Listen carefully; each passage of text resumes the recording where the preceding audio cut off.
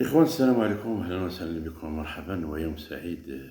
جيت في التدخل ديالي بغيت نهضر شوية على هاد القضية ديال هادشي اللي وقع في مراكش ما بين اليهود اللي كانوا كيصليو الحائط داك الحيط ديال باب دكوالة.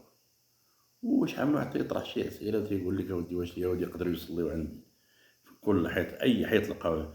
الجواب ماشي أي حيط، خاصهم غير يلقاو واحد المكان اللي هو هادئ باش يصليو فيه.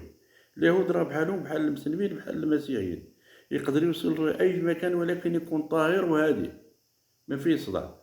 كيختاروا جدار فقط لأنه ربما أنهم شافوه مناسب للخشوع، أولا فيه تشابه بينه وبين سميتو ديال حائط البراق، ولا فيه واحد اتجاه معين مثلا متجه نحو القدس. في الديانة اليهودية راه ممكن الصلاة عند حائط معين، أو تكون أماكن عندها واحد القداسة تاريخية التاريخ، راه حائط تاريخي هذاك، وقداسة دينية.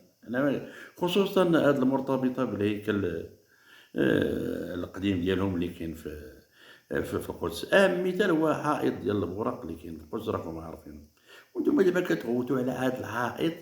انه شوف، شحال من واحد كنشوفوه يتبول على هذيك الحيوطه الكبار، الحيوط الكبار اللي كاينين في مراكش، اللي هي هذا راه تاريخ ديال يوسف بن تاشافين. كان في 1070 تقريبا، اللي كانت العاصمه ديالو مراكش.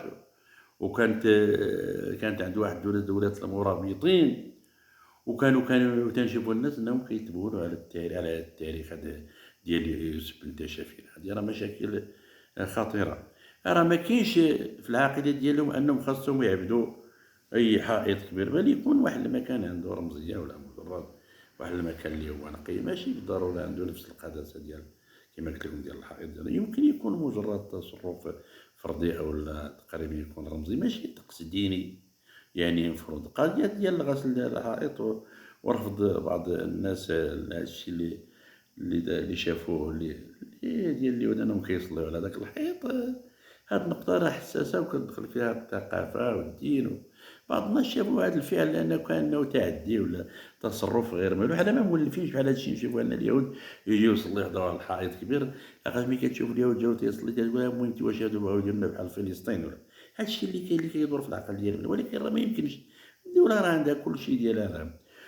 يعني هما دابا التصرف شفنا حنا ماشي ما بان لينا ماشي راه فيه تشبه بطقوس خارجي ديال السياق المعني. لذلك هنا البنادم رفض وقع واحد الرفض ولا ردة فعل بحال هادشي اللي داروا، اللي غسلوا جابوا الموتور وغسلوا هذاك الحائط. لكن من ناحية أخرى المغرب راه معروف تاريخيا بأنه تيتعايش مع الديانات. يعني كان دائما المغرب كانوا فيه يهود مغاربة عاشوا بسلام معنا ومارسوا الشعائر ديالهم بدون مضايقات. وخير دليل على ذلك كان أنا وجود بزاف ديال لي سيناغوغ، هذوك الجوامع ديال اليهود في المدن المغربية. اليهود ما عندهمش عبادة مرتبطة بأي حائط عشوائي. المهم يقدروا يصلوا في أي مكان، لكن القداسة الكبيرة عندهم راهو معروفة، اللي هي تقريبا في مواقع واحد بحال حائط البوراق، بحال هذا الحائط المبكي كما تيبكيو فيه اللي وقع في مراكش. راه غالبا راه سوء ديال الفهم، سوء التفاهم، واحد الحساسية دينية وتقريبا ماشي قاعدة دينية عندهم. هذه من جهة. الناحية الأخرى اللي غادي نجي لها بغيت نهضر لكم على خاص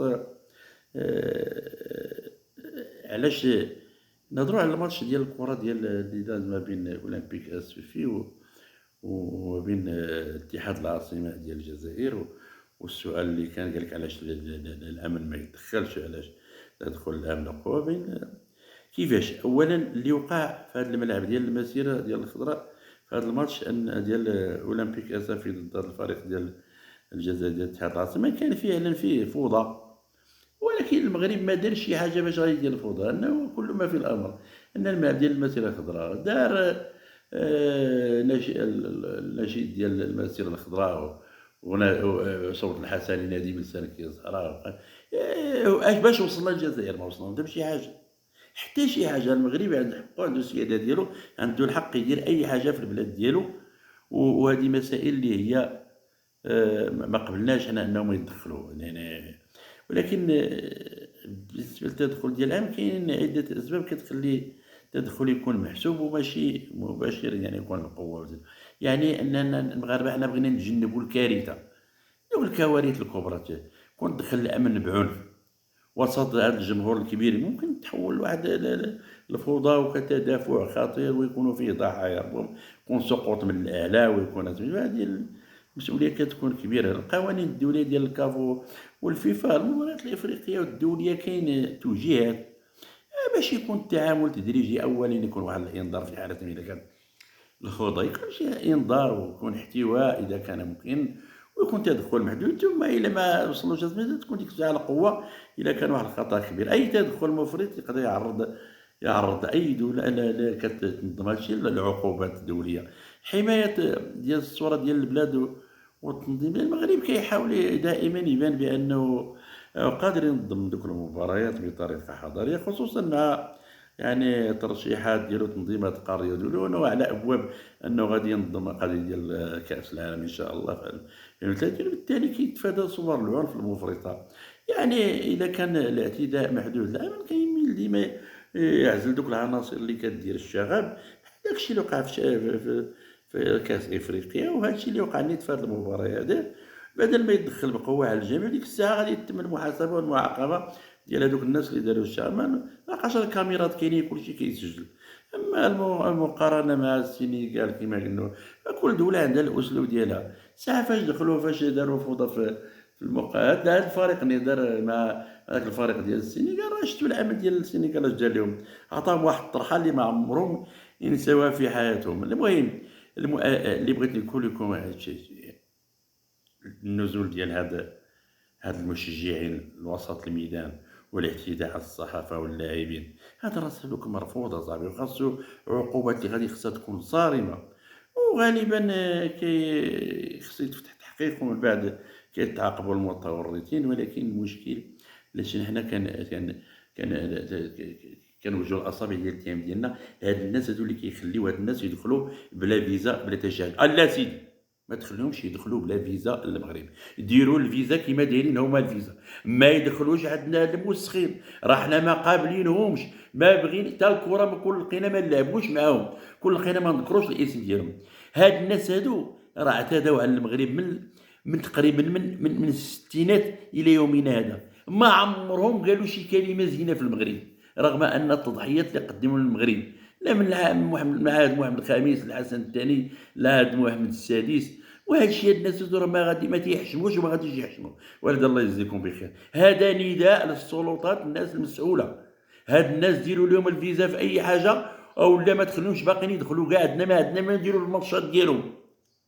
وهذوك الناس اللي كيمشيو تيتعرضوا لهم يعني في الايروبور، ويتعرضوا لهم في ليزايروبور، ويتعرضوا لهم في ملي كيجيو ويقول لك هذا الصديق ديالي جا من الجزائر غيدوز عندي. علاش يدوز عندك 3 ايام؟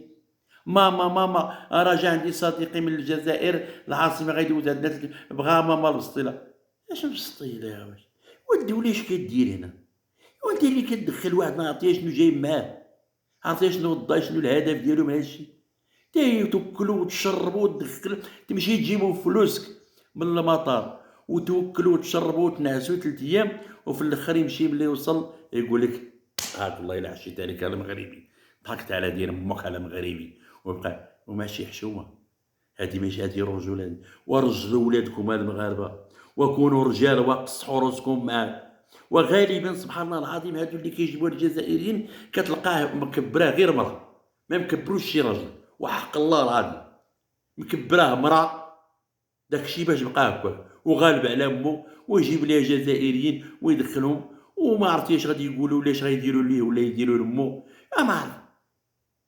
وكونوا رجال المغاربه، وكونوا رجال، وراه الرجله كتزاد مع بنادم منذ الطفوله، فهمتي؟ الرجوله منذ الطفوله. والسلام عليكم.